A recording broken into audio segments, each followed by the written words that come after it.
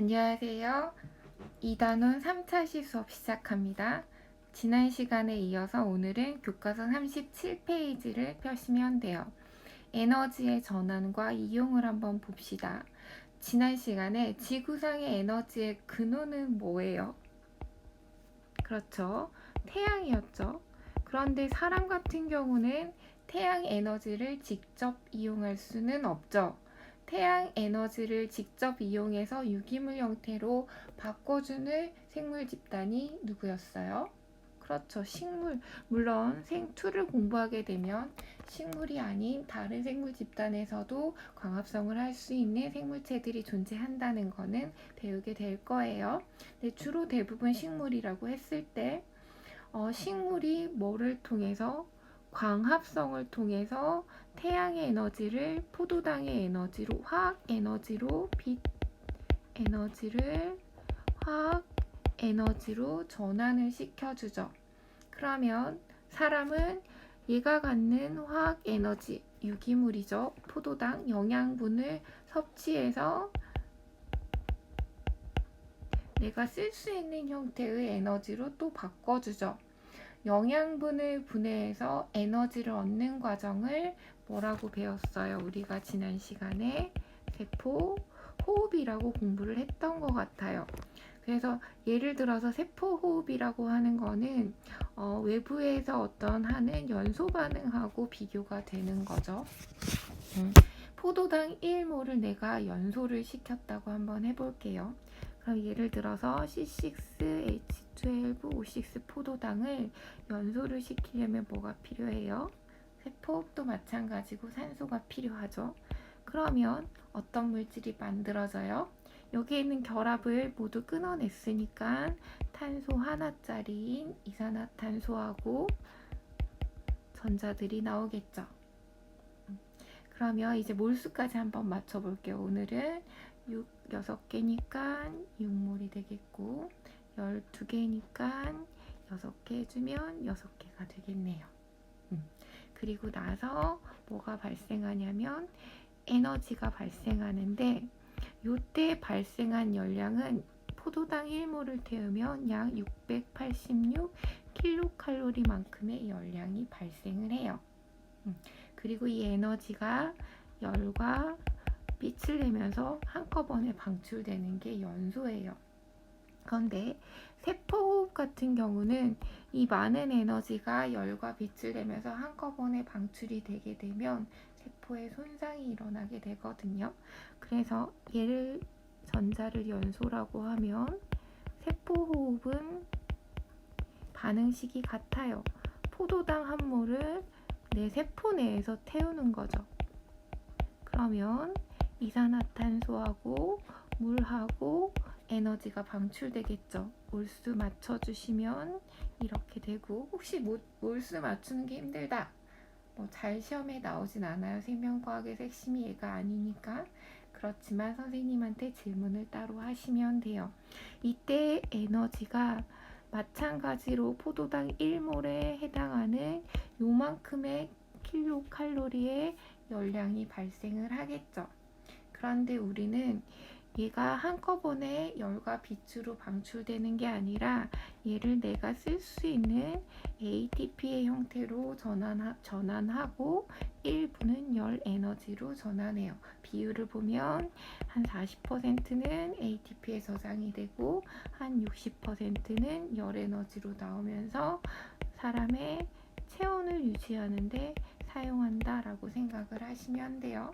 그럼 우리는 이제 ATP라고 하는 이러한 물질이 에너지를 저장하는 물질인가봐 여기까지는 그려지죠. 물론 우리는 이미 EBS 수업을 다 들었어요. 무슨 말이냐면 나는 어떤 몸을 구성하는 성분을 만들거나 생리작용을 조절하는 물질을 만들기 위해서 이렇게 영양분을 내 몸 안에서 태웠어요. 그런데 이렇게 한꺼번에 많은 열량이 훅 나오게 되면 내 세포가 손상이 되고 효율도 떨어져요. 버려지는 게 많으니까. 무슨 말이냐면 나는 연소하고 세포하고 달리 연소는 한꺼번에 많은 에너지를 훅 발생시키고 똑같은 걸 태웠을 때 세포호흡은 다른 에너지의 형태로 저장하고 얘는 매우 단계적으로 일어나요. 연소는 얘가 갖는 에너지를 훅 열과 빛으로 뽑아 쓴다고 하면 세포호흡은 똑같은 얘가 갖는 에너지를 여러 단계에 걸쳐서 탄소 3개짜리, 2개짜리, 1개짜리 이런 식으로 뽑아 쓰고 이때의 에너지를 ATP라고 하는 형태로 저장해 놓죠. 이때 뭐가 관여한다고 했어요? 매 단계마다 특정한 효소가 관여해서 엄청나게 많은 효소가 필요해요. 그래서 세포호흡은 효소가 관여한다 라고 설명을 지난 시간에 했던 것 같아요. 그럼 왜 우리는 이때 발생한 에너지를 ATP라고 하는 새로운 형태로 바꿔서 저장하느냐? 그러면 ATP의 특징을 한번 살펴볼 필요가 있겠죠. 다시 교과서로 오면 교과서의 ATP 그림이 여기에 있네요. 얘를 확대한 그림으로 선생님이랑 한꺼번에 공부를 해보도록 할게요. 보면 ATP라고 하는 거는 내 몸에서 에너지를 저장하는 물질인데 아데노신 트라이포스페이트라고 하는 물질이에요. 여러분 우리가 뉴클레오타이드라고 생각나요? 탄소 5개짜리 당에 리보스나 혹은 디옥실리보스가 있었고 한쪽에는 인산이 있었고 한쪽에는 염기가 있었죠. 그래서 당인산 염기로 구성된 이러한 기본 물질을 뉴클레오타이드라고 했었고 이 염기에는 아데닌이나 티민이나 구아닌이나 사이토신 물론 RNA 같은 경우는 우라실이 있을 수도 있죠. 기억이 나요? 이때 우리는 ATP는 여기 부분을 한번 볼게요. 여기에 있는 탄소 5개짜리 당의 염기로 아데닌을 갖는 이러한 물질을 뭐라고 하냐면 학명 외울 필요는 없어요. 아데노신이라고 해요. 이 아데노신에 인산기가 몇 개가 붙어 있냐면 3개가 붙어 있죠. 그래서 아데노신 트라이 인산 포스페이트라고 해서 이러한 물질을 ATP라고 얘기를 해요.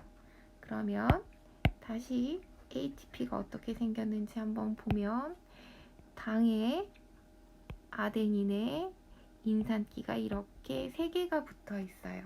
선생님이 얘를 좀 더 확대해서 그려볼게요.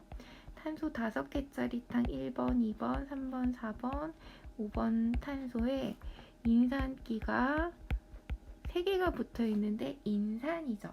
그러면 여기를 보시면 외울 필요 없어요. 그냥 설명하기 위해서 선생님이 그리는 거예요. 여기 ATP라고 하는 이러한 물질에는 고에너지 인산결합이 들어있다 찾으셨어요. 산소하고 산소의 반발력을 붙잡고 있으니까 엄청나게 많은 에너지를 가지고 있겠죠. 몇 개가 있는지 봅시다. 여기에 있죠. 여기에 있죠. 여기에서는 산소하고 산소를 붙잡고 있는 결합이 아니니까 고에너지 인산 결합이 아니에요. 그래서 ATP에는 2개의 고에너지 인산 결합을 가지고 있죠. 일반적으로 결합은 에너지를 의미한다라고 설명을 했는데 보통의 일반 결합에서의 어떤 에너지는 약 2kcal 정도의 열량을 가지고 있다고 하면 고에너지 인산결합은 약 7.3kcal의 열량을 가지고 있다라고 생각을 하시면 돼요. 그래서 1몰의 탄수화물을 포도당을 분해하면 686kcal의 열량이 있다라고 했잖아요. 그러면 세포호흡 같은 경우는 ATP로 바꿔가지는데 38몰의 ATP로 바꿔가지고 나머지가 열로 전환이 돼요. 그럼 효율이 40% 정도라고 했잖아요. 38 곱하기 7.3 정도 하면 277? 계산을 해보면 돼요. 요 정도 한 40%의 효율을 가지고 있다라고 생각을 하시면 돼요. 무슨 말이냐면 다시 선생님이 내용을 정리를 한번 해줘 볼게요. 내가 세포 호흡을 했어요. 포도당 1모를 태웠어요. 그런데 나는 얘를 ATP 형태로 바꾸어서 가지고 있다라고 했잖아요. 이렇게 생각을 해봅시다. 예를 들어서 슈퍼를 갔어요. 슈퍼? 예를 들어서 선생님 좋아하는 햄버거 가게 다운타운어를 갔다고 한번 해볼게요. 엄마가 물론 요즘은 카드를 쓰지만 100만 원을 주셨어요. 이런 집은 많지 않아요. 우리는 열심히 공부를 해야 돼요. 100만 원을 주셨는데 나는 10,000원짜리 버거를 사 먹었어요. 그런데 나머지는 그냥 버리는 거예요. 다운타운 아저씨에게 나머지는 쓰세요 하고 주면 효율이 엄청 아깝죠. 그래서 내 몸에서 어떠냐면 포도당 한 분자를 태우면 686kcal의 열량이 발생을 해요. 열량을 가지고 있어요. 근데 내가 실제 몸을 구성하는 성분을 만들거나 생리작용을 할 때는 굉장히 작은 열량이 필요하죠. 그거 알죠, 여러분? 내가 햄버거 하나 먹는데 600kcal를 섭취했어요. 근데 실제 600kcal를 소모하려면 엄청나게 많이 걷거나 뛰거나 해야 되는 거예요. 그러니까 내 몸의 생리작용을 조절할 때는 그렇게 큰 열량이 필요하지는 않아요. 그러면 나는 얘를 100만 원짜리를 가지고 와서 10,000원짜리 먹어보고 나머지를 버리는 것보다는 10,000원짜리로 바꿔서 가지고 있으면 내가 필요할 때마다 하나씩 꺼내 쓸 수 있겠죠. 이런 개념이 ATP예요. 그러니까 나는 포도당 한 모를 요대로 태워서 매번 쓰면 손실이 크고 많은 열이 한꺼번에 발생해서 세포에 손상도 오니까 내가 저장할 수 있는 다른 형태로 바꾸어 가지고 있는 거죠. 그래서 이러한 ATP 형태로 가지고 있는 거예요. 그래서 요 ATP 형태를 가지고 있다가 지금 이게 고에너지 인산 결합이잖아요. 얘를 끊어서 쓰면 이때 발생하는 에너지로 체온을 유지할 수도 있고 키가 크는데 화학 에너지로 쓸 수도 있고 소리 에너지나 내지는 근육이 갖는 물리적 에너지나 정신활동에 필요한 에너지로 바꿔줄 수가 있다는 거죠. 이해가 됐나요? 여기 에너지의 전환과 이용이 그 말이에요. 세포호흡을 통해서 영양분을 분해했어. 그럼 에너지가 발생하죠. 이거는 동화예요? 이화예요? 이화작용이에요. 그런데 이때 이 에너지를 이용해서 ADP를 가지고 ATP로 합성을 했어. 그럼 얘는 동화예요? 이화예요? 동화작용이죠. 여기 ATP 형태로 나는 저장을 하면 내가 필요에 따라서 다시 얘를 ADP로 분해했어. 그럼 얘는 동화예요? 이화예요? 이화죠. 그래서 이 분해할 때 에너지가 방출이 되겠죠. 왜냐하면 고분자를 저분자로 바꿔주니까 이때 에너지를 이용해서 나의 어떤 생리적인 활동들을 조절해 준다라고 생각을 하시면 돼요. 그럼 여기에서 선생님이 가르치지 않은 부분이 나오네요. ADP라고 하는 부분이에요. 한 번 더, EBS에서 우리는 이미 공부를 하셨죠? 다시 선생님이랑 보면 안 나왔네요. ATP는 아데노신 트라이포스페이트죠. 두 개면 D, 하나면 모노 이렇게 쓰잖아요. 그래서 물론 결합이 두 개니까 하나를 끊어주면 아데노신 디포스페이트, 두 개 다 끊어주면 아데닌 모노포스페이트인데 일반적으로 사람의 어떤 생리적인 작용을 조절할 때는 AMP 수준까지 가지는 않아요. AMP로 가는 반응들도 많이 있기는 해요. 얘를 살짝 선생님이 지워볼게요. 내 세포에는 어떤 게 많이 있냐면 트럭이에요. 얘가 ADP예요. ADP를 굉장히 많이 가지고 있어요.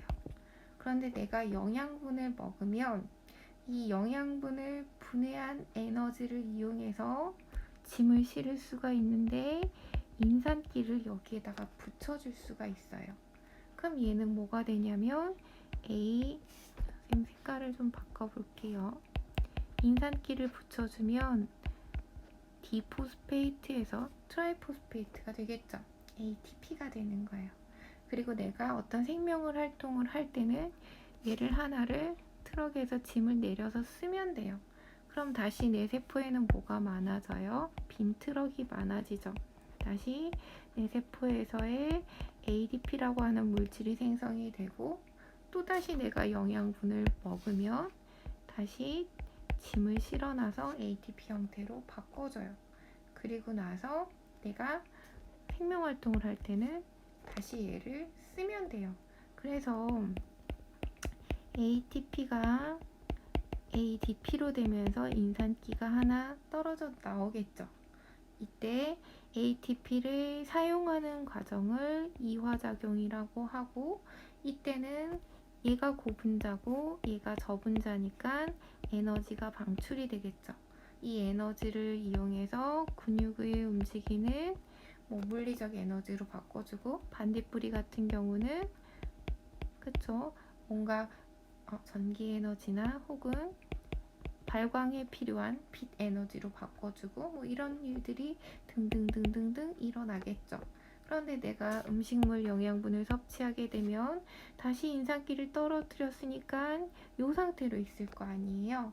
여기에 인산기를 붙여줘서 ATP로 만들어주는, 저장해두는 과정이 필요하겠죠. 이 과정은 동화작용. 그러니까 동화하고 이화를 세포분 에너지를 만드는 거야? 그런데 영양분을 분해하는 거야?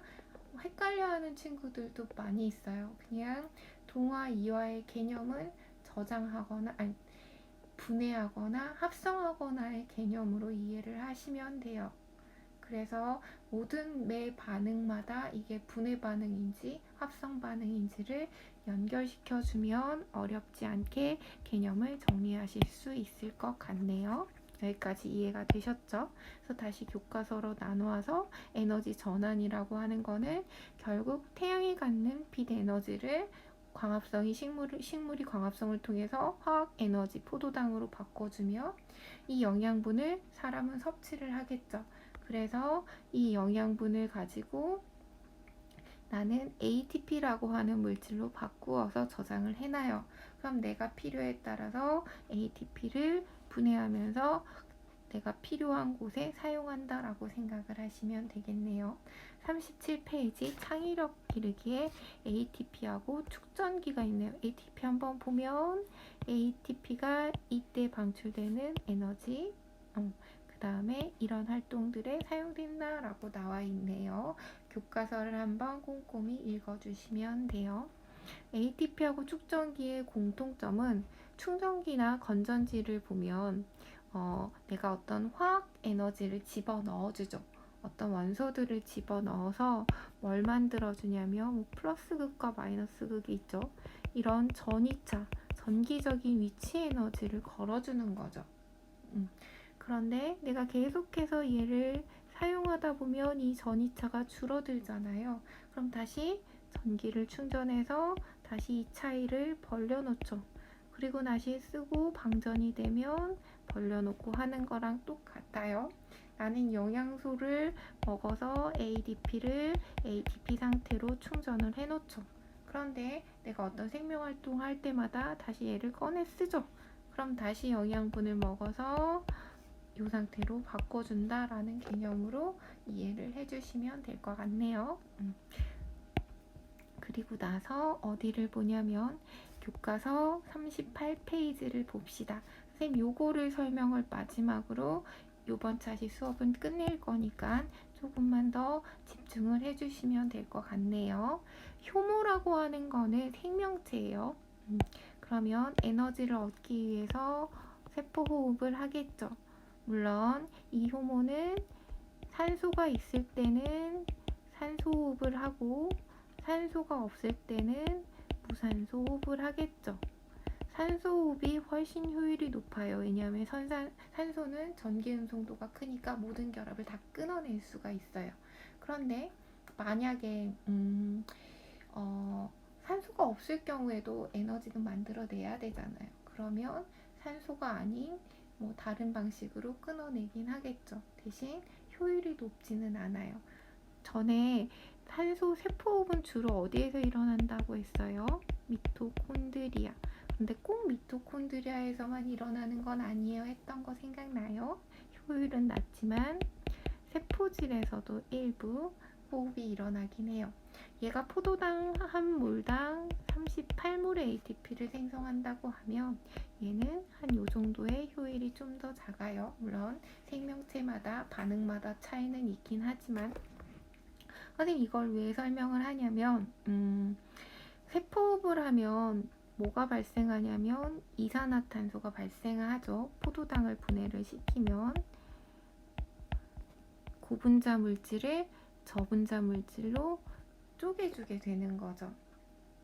그런데 얘를 완전하게 산소로 분해하면 탄소 결합이 다 끊어지지만 완전하게 분해를 못하면 중간 아직은 결합이 남아있는 생성물이 만들어져요. 효모 같은 경우는 이 생성물로 뭐가 만들어지냐면 알코올이 만들어져요. 그래서 우리가 무산소 호흡을 다른 말로 발효라고 하거든요. 물론 부패가 있을 수도 있죠. 중학교 때 내 몸에 이로운 것들을 만들 때 발효라고 하는데 보통 당 성분은 무산소 호흡을 하면 이러한 내 몸에 필요한 것들 만들어져서 발효, 효모 같은 경우는 알코올 발효라고 얘기를 해요. 선생님이 시간 관계상 그냥 좀 짧게 끝냈는데 여기 파트는 이해를 자세히 하지 않아도 돼요. 생투에서 다시 배울 건데 내가 하고 싶은 거는 효모를 가지고 세포호흡을 통해서 뭔가 생성물이 만들어지나 봐. 이걸 실험으로 한번 증명을 해보는데 이때 우리는 무산소 호흡을 할 거거든요. 그래서 효모를 무산소 호흡 시키면 이산화탄소하고 알코올이 만들어지더라. 이것만 설명하고 싶었어요. 실험을 통해서 한번 볼 때 그러면 이게 지금 발효관이에요. 효모가 발효를 해서 어떤 생성물들을 만들어내는지를 한번 볼 거라는 거죠. EBS 선생님이 한번 수업을 해주신 것 같아요. 손마개를 막았죠. 왜 손마개를 막았냐면 산소를 차단하기 위해서예요. 무산소 호흡을 보겠다는 거죠. 그러면 뭐가 생성돼요? 이거 재료 먼저 볼게 확인을 하도록 합시다. 준비물은 효모, 이게 생명체예요. 효모하고 설탕, 에너지 원이죠. 영양분을 줬어요. 그 다음 나머지는 이제 장치들이에요.